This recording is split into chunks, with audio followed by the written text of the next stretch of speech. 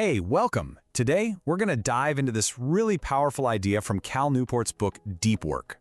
The core concept is this. In our crazy, distracted world, the ability to actually focus without getting interrupted is, well, it's like a superpower. It's really the key to not only producing amazing work, but also living a more fulfilling life. I mean, think about it for a second. How did someone like Woody Allen manage to write and direct 44 films in 44 years? Well, he worked on a manual typewriter, completely cut off from any electronic distractions. Or what about J.K. Rowling? She was famously absent from social media when she was writing the Harry Potter novels. Her priority, as she put it, was just pen and paper. So what is their secret? So the answer, it's not some kind of innate genius, right? It's a very specific type of effort, a skill that literally anyone can develop. And here's the thing. In today's economy, this skill is becoming incredibly rare, which of course makes it more valuable than ever. And it has a name, deep work. So what is deep work exactly? Let's kind of break it down. On one side, you have deep work. This is when you're focusing on a really tough task with zero distractions. This is where you create brand new value, you push your skills, and it's super hard for someone else to just replicate what you're doing. And then on the other side, you've got shallow work. You know this stuff. It's the logistical things we do while we're distracted, like firing off emails or scheduling meetings. It doesn't create a lot of new value, and frankly, pretty much anyone can do it.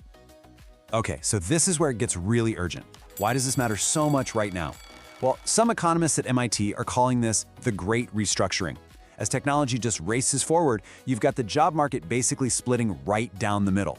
On one side, you have jobs that are getting automated or outsourced to the absolute best people in the world, but on the other, you've got these incredible new opportunities for people who can work creatively with these smart machines. Deep work is the skill that puts you on the winning side of that split. So how do you actually thrive in this new economy? Well, deep work helps you build two crucial abilities. First up, the ability to learn hard things, and fast. Technology is always changing, right? So you have to be able to master complex new things over and over again. And second, you have to produce at an elite level. It's just not enough to have a skill. You've got to use it to create real, tangible, high-value results. That is how you become a star in whatever you do. This all sounds fantastic, right? I mean, if deep work is this amazing superpower, why is it so incredibly rare? Well, it's because our modern work culture is practically designed to stop it from happening. Let's dive into the forces that are basically waging a war on our ability to focus. Okay, so the first major enemy here is something Newport calls the principle of least resistance. And it's just human nature, you know? When we don't have super clear feedback on what's actually productive, we just drift towards whatever is easiest in the moment. Firing off a quick reply to an email just feels easier than starting that huge, complex project, even when that project is the only thing that's actually going to move the needle. And that leads us right to the second problem. We start using busyness as a stand-in for actual productivity. See, in knowledge work, it's hard to point to a finished thing at the end of the day. It's not like a mechanic who can see a repaired engine. So what do? We prove our value by being visibly busy. You know, a calendar packed with meetings, answering emails in 2 seconds flat. We've built this whole culture that values the appearance of work more than the actual impact of it. And if you think that's just a feeling, get this. This is an absolutely brilliant illustration of the real cost. An executive at Atlantic Media, Tom Cochran, actually ran the numbers, and he was shocked. The company was spending over $1 million a year in salary just for employees to read and write emails.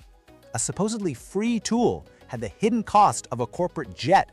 That's the staggering price of all this shallow work. All right, so it feels like the modern workplace is basically a minefield of distractions, right? But here's the good news. You can totally fight back. And this isn't about becoming a hermit and living in a cave. It's just about being more intentional. So let's go over some practical strategies to help you win back your focus. A great place to start is just with the tools you use. Most of us have what you could call an any benefit mindset. If a new app or a new tool offers any possible upside, we just jump on board. The Craftsman approach flips that completely. It asks a much tougher question. Does this tool's positive impact substantially outweigh its negative impact on my most important goals? Think about it like a farmer. A farmer isn't going to buy a new tractor just because it looks cool. No way. He analyzes if it really truly helps his bottom line. We need to treat our digital tools with that same kind of professional seriousness. Now, to make this really practical, you need a system. In this 4-step framework from the business world, it's perfect. First, you focus on the wildly important. Just narrow it down to 1 or 2 huge goals. Second, act on lead measures. This means you track the hours you spend in deep work, not just the final result. Third, keep a compelling scoreboard. Make it visible, something you see every day to track your progress. And finally, create accountability. You need a regular weekly review to plan out the week ahead and see how you did.